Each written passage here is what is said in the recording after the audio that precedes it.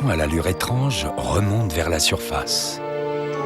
En temps normal, le coffre nid d'abeilles arbore une parure parfaitement adaptée au camouflage. Mais aujourd'hui, l'heure est à la séduction et il veut attirer l'attention. Près du fond marin, la femelle a conservé son apparence passe-partout. Ce qui n'empêche pas le mâle de la repérer et de changer de couleur pour l'impressionner. Paré d'un bleu éclatant, il alterne des tours rapides avec une approche lente. La femelle finit par manifester son intérêt en adoptant la même couleur. Tous deux sont désormais d'un bleu intense. Une fois qu'ils ont atteint la nuance parfaite, ils s'élèvent lentement vers la surface en fécondant les œufs. Grâce à ce déploiement de couleurs, le poisson-coffre va pouvoir transmettre ses gènes. Et la teinte choisie offre une excellente couverture. Elle permet au couple de se fondre dans le décor, tandis que les ventres blancs se distinguent à peine de la surface. Si les poissons coralliens s'harmonisent souvent avec leur milieu, ils peuvent aussi changer rapidement de coloration pour être vus par un partenaire éventuel. Les couleurs sont un outil de communication, et quand on parle de sexe, il faut sortir le grand jeu.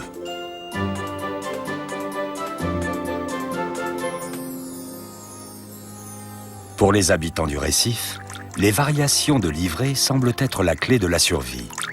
Nous savons désormais qu'ils ont de multiples raisons d'y recourir. Mais comment font-ils ?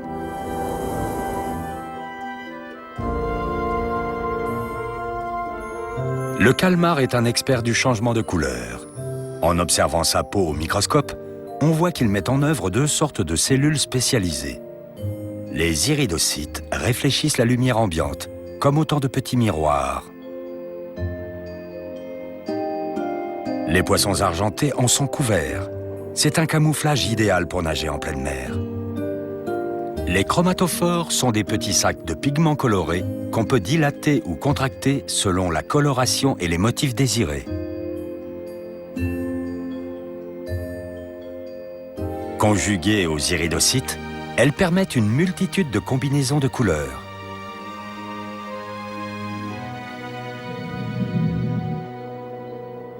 Si les cellules des poissons diffèrent légèrement, le principe de base est toujours le même et les résultats sont curieusement similaires. En réaction à des stimuli visuels, les animaux marins utilisent leurs pigments tégumentaires pour changer de livrée.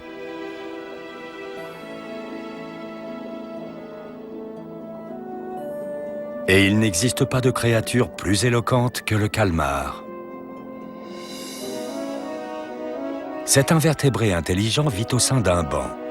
Il joue sur sa coloration pour échapper à un prédateur, pour s'approcher d'une proie sans être vu, et pour communiquer des informations complexes à ses congénères.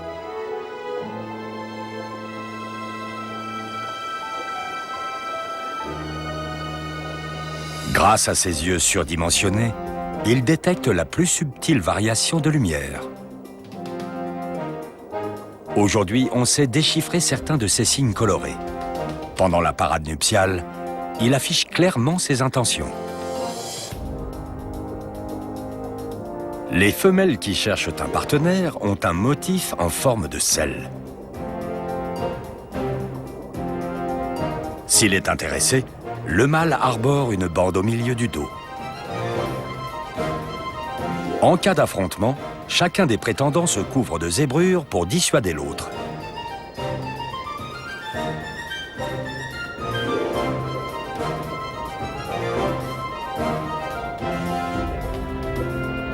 Mais il y a encore plus fort. Ce mâle exhibe à la fois un motif zébré à son rival sur la droite et une bande verticale à la demoiselle sur sa gauche. Voilà qui prouve non seulement l'existence d'un langage visuel, mais aussi une extraordinaire capacité à exprimer des choses différentes à deux interlocuteurs en même temps.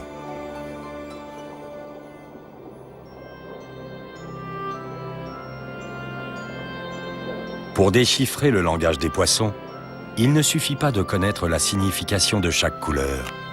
Il faut aussi comprendre les interactions des couleurs, des motifs et des changements.